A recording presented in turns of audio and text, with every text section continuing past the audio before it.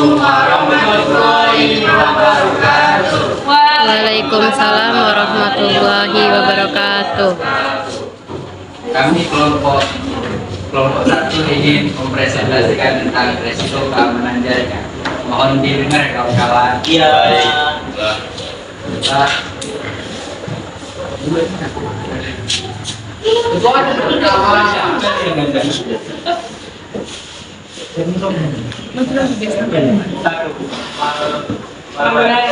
Istilah malware digunakan ini segala diperangkat guna berbahaya.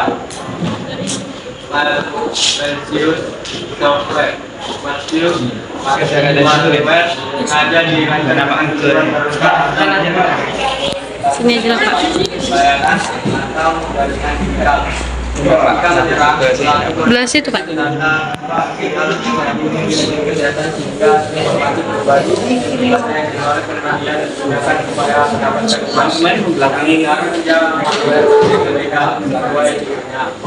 Jenis yang paling umum adalah adanya menggunakan sampai mendahului dengan penguatan malware. Software juga sering digunakan karena pelaku dapat mendapatkan uang dalam waktu singkat. Pelaku tinggal melakukan peretas dengan menempatkan software. Ada memberikan uang kepadanya.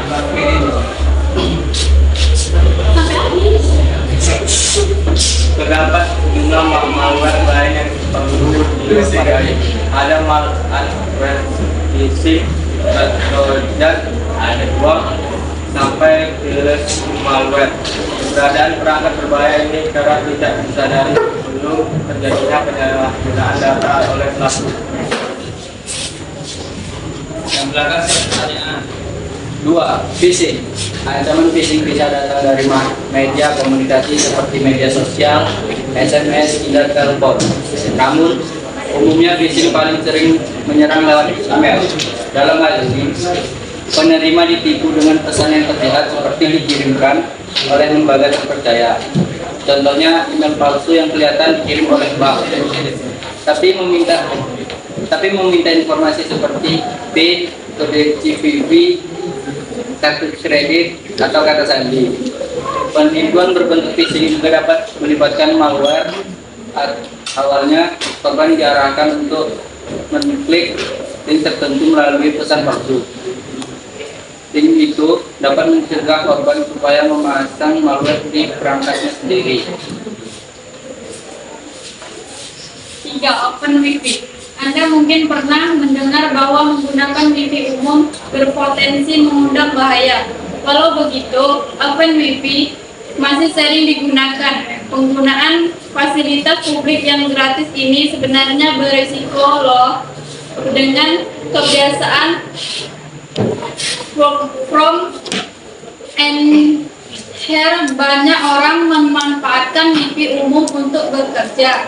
Hal tersebut dapat membuat perangkat Anda terkena malware atau serangan main in the middle. Saat ada hacker yang menerapkan MITM, pelaku dapat menyadap aktivitas komunikasi orang yang terhubung Wi-Fi umum atau beraksi dengan menyelipkan program berbahaya untuk mencuri data. Selain data bisnis, serangan MITM juga menargetkan pengguna layanan finansial dan e-commerce. Pelaku diam-diam memperoleh data sensitif melalui intersepsi koneksi Wi-Fi gratis, lalu mengupayakan keuntungan darinya.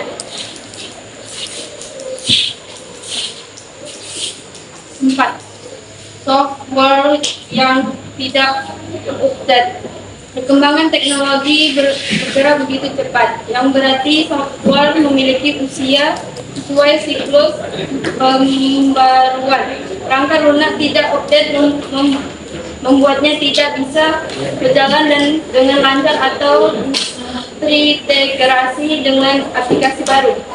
Sikap pembaruan software umumnya memberikan tambahan pada aspek keamanan, apalagi jika itu merupakan perangkat sistem keamanan jaringan. Jika tidak diperbarui, Anda bisa menghadapi risiko serangan siber akibat sistem keamanan jaringan kurang canggih. 5. Keamanan dari pihak dalam. Sebagian besar serangan siber merupakan buntut dari kelalaian. Bentuknya beragam seperti pengambilan keputusan yang salah, tertipu oleh phishing, password lemah, hingga pembobolan dari internal. Risiko internal akibat pengaruh signifikan bagi pengusaha. Pihak internal pengusaha mengetahui dan menyimpan informasi seputar jalannya bisnis. Apabila jatuh ke tangan orang yang salah, data pun dapat disalahgunakan.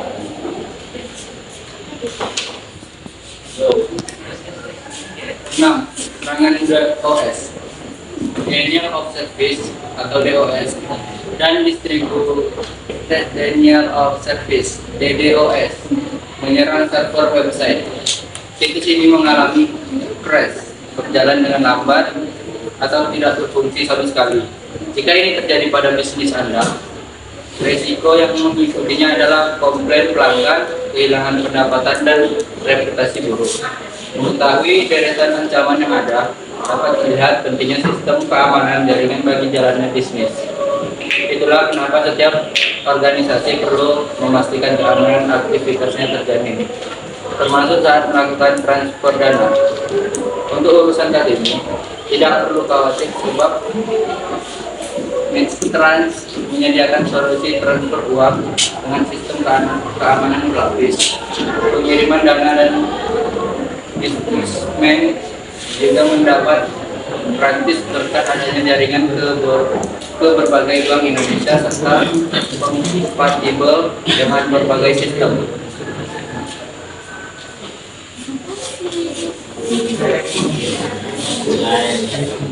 Baiklah, sampai sini aja presentasi kami. Kalau ada yang ingin bertanya, silahkan ditanyakan. Jangan ada yang malu.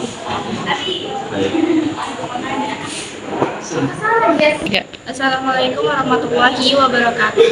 Waalaikumsalam warahmatullahi wabarakatuh. Perkenalkan, nama saya Iskalrela. Saya dari kelompok 5 ingin bertanya ke kelompok 1. Jelaskan apa itu MITM. Ya.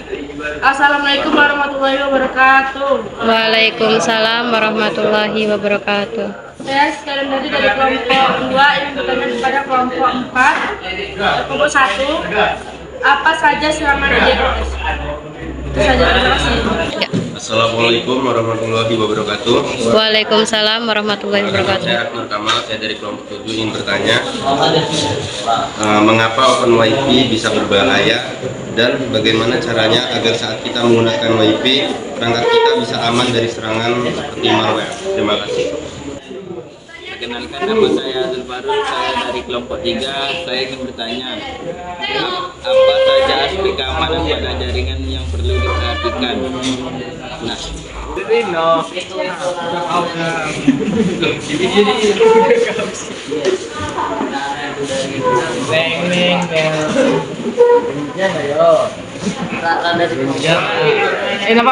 Buka lu.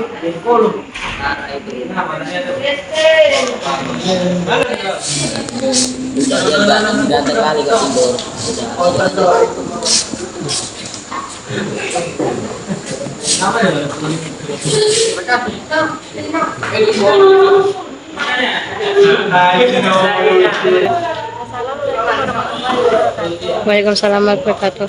Saya dari kelompok 4 ingin bertanya ke kelompok 1. Mengapa keamanan jaringan diperlukan dalam sistem jaringan?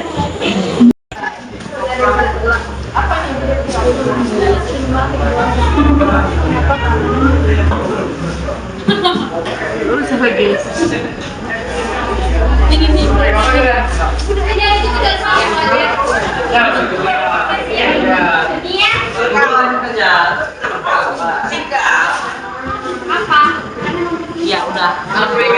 Ya. Baiklah, di sini kawan-kawan saya akan jawab pertanyaan dari siswa atau siswa dari teman-teman saya. Terima kasih. Ini saya menjawab pertanyaan dari Dewi. Bagaimana cara menghindari phishing jika terjadi pada kita?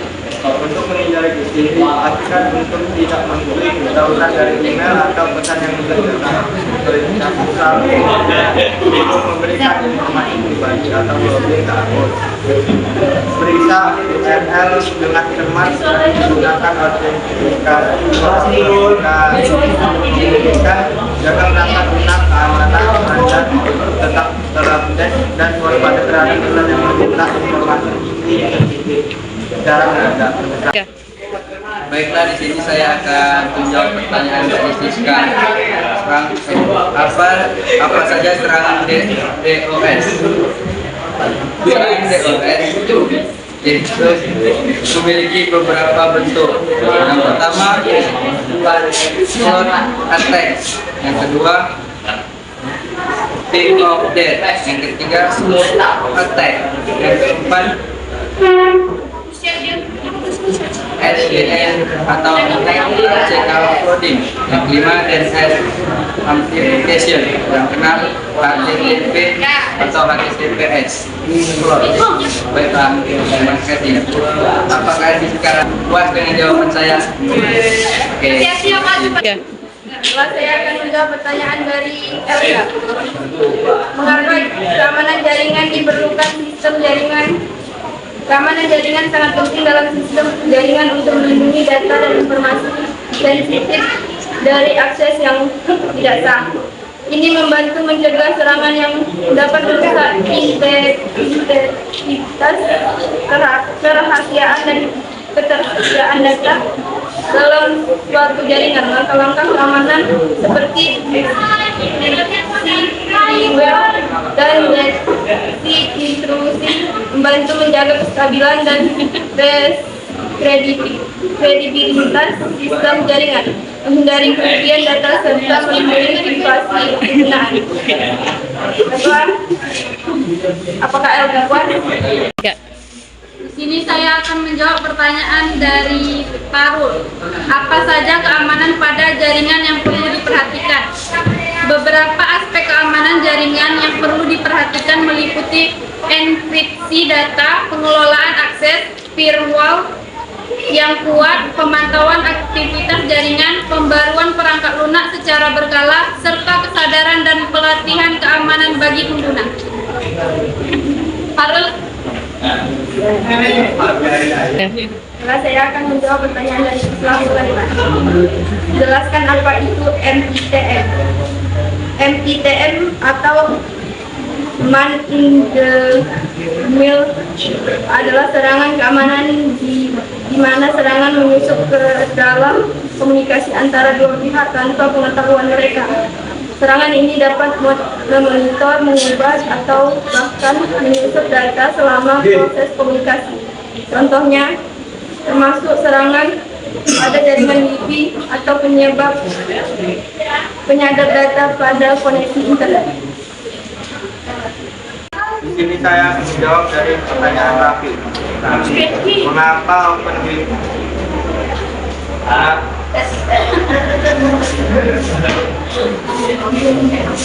Paling atas. Mantap. Mengapa OpenWifi bisa berbahaya dan bagaimana cara agar saat kita menggunakan Wi-Fi perangkat kita tidak aman dari serangan malware? 1. Gunakan koneksi yang aman. 2. Perbarui perangkat lunak. 3. Aktifkan firewall. 4. Gunakan VPN. 5. Matikan file sharing. 6. Perhatikan situs web yang diakses. Terima kasih.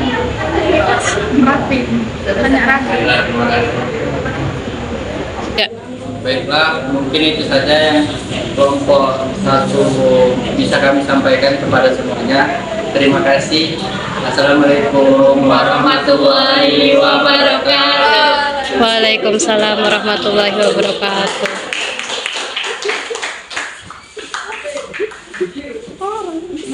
kodenya biar